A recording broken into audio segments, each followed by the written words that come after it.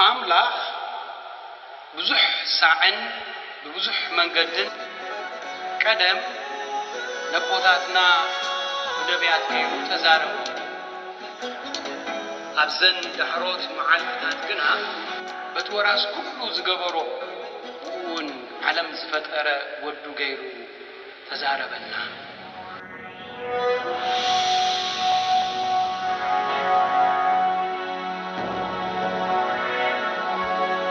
ناي علاتو أمناي لاتين قداسي زنبم نبابات قال أملاخ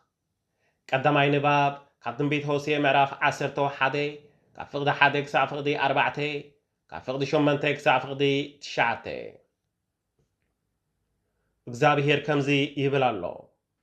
ንእስራኤል ሕፃን ከሎ ኣፍቀርክዎ ንወደይ ካብ ግብፂ ፀዋዕክዎ ብመጠንቲ ፀዋዕክዎ ካባይ ረሓቐ ህዝበይ ንበዓል ሰውኡ ንጣዖታትካ ዓጠኑ ንእስራኤል ዘታተኽዎ ኣነ እየ ሓቐፍክዎምን ግናኸ ኣነ ከም ዘታተኽዎም ኣይፈለጡን ኣነ ብርሕርሕን ብፍቕርን ናባይ ሰሓብክዎም ነቲ ኣርዑት ካብ ክሳዶም ኣልዓልኩሎም ደኒነ ድማ መገብክዎም ወእስራኤል ከመይ ገይረ ክሓድገኩም ከመይ ገይረኸ ከምቲ ንኣድማንን ንፀበቡን ዘምሰስክዎን ክድምስሰኩም ኣባኻትኩም ዘሎኒ ፍቕሪ ዓብይ ስለ ዝኾነ ነዚ ክገብሮ ኣይክእልን እየ ኣነስ ኣምላኽ እየ ሰብ ኣይኮንኩን ኣብ ማእከልኩም እውን ቅዱስ እየ እሞ ብነድሪ ቁጥዓይ ኣይመፅን እየ ሓና ነድረይ ኣባኻትኩም ኣይወፅእን እየ ንእስራኤል ከጥፍእ ኢለ ድማ ኣይምለስን እየ ካልኣይ ንባብ ካብ መዝሙር ዳዊት መዝሙር 8 ካብ ፍቕዲ 1 ክሳዕ ፍቕዲ 19 ኦ ጓሳ እስራኤል ፅን በለና ኣታ ንህዝብኻ ንደቂ ዮሴፍ ከም መጓሰ እትመርሓና ኣታ ኣብ ልዕሊ ኩርቤል እትቕመጥ ኣብ ቅድሚ ነገታት ኤፍሬምን ብንያምን ምናሴን በሪካ እትግለጽ ሓይልኻ ኣርየና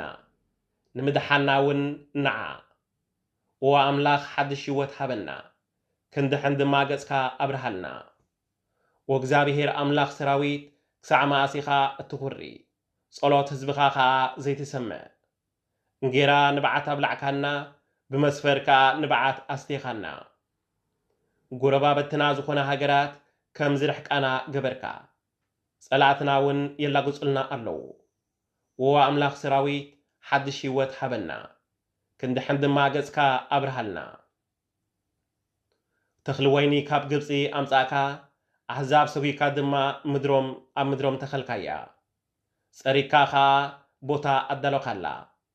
ሱር ሰደደት ምድሪ እውን መልአት ኣኽራን ብጽላላ ተኸድኑ ጨናፍራ ድማ ንበዓቲ ጽሕዳታትን ኣጽለሉሎም ጨናፍር ክሳዕ ማእከላይ ባሕሪ ውልዶታታ ኸዓ ክሳዕ ፈለግ ኤፍራጥስ ዘርግሐት ስለምንታይ ከኢኻ ሓጹራ ዘፍረስካ እኖ ሕጂ ኩሎም ሓለፍቲ መንገዲ ይቕንጥብዋ ኣለዉ ናይ ዱር መፍለስኣ ኣብኣ ኾይኑ ይፍልስ ኣሎ እንስሳ መረር እውን ይጓሰይዋ ኣለዉ ዋ ኣምላኽ ሰራዊት ናባና ተመለስ ካብ ሰማይን ቆልቂልካ ረኣየና ንዓ ንህዝብኻ ኣድሕነና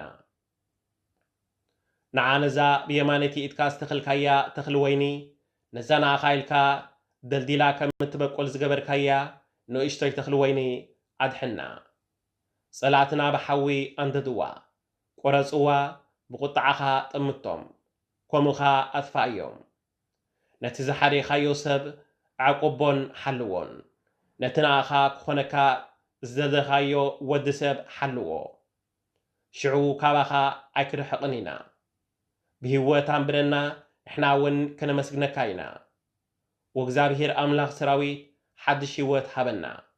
ክንድሕን ድማ ገጽካ ኣብርሃልና